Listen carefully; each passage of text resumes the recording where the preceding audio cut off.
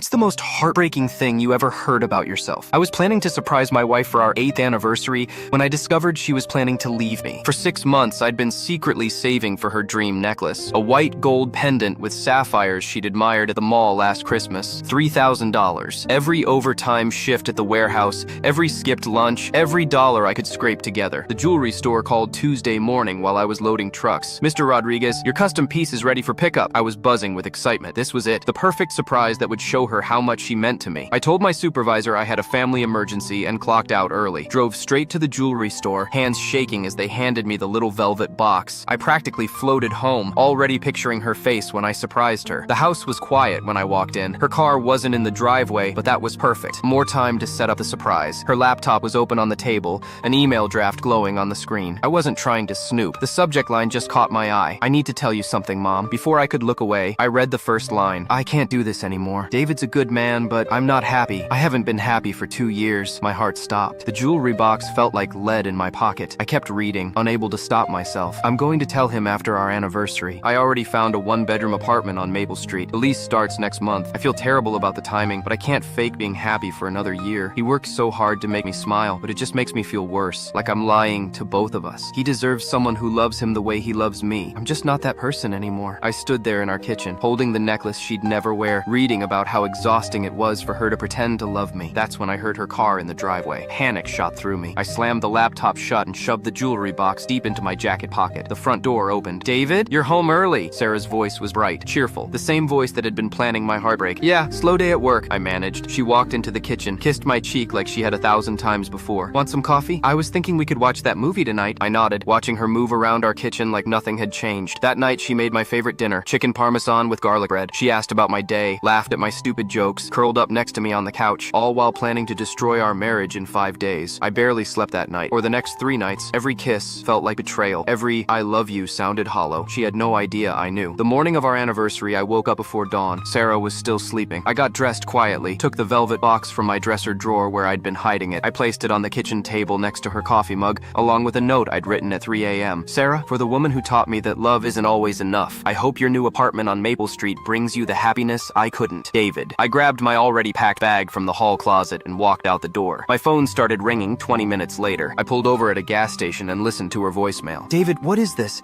How did you— We need to talk. Please come home. I can explain everything. You went through my private emails. That's a violation of trust. Maybe I was right to want to leave." I deleted them and kept driving toward my brother's house 3 states away. The last text I got from her was 2 days later. "I moved my stuff out. The necklace is beautiful. I'm sorry it had to end this way." I never responded. The necklace is still in my glove compartment. I can't bring myself to return it.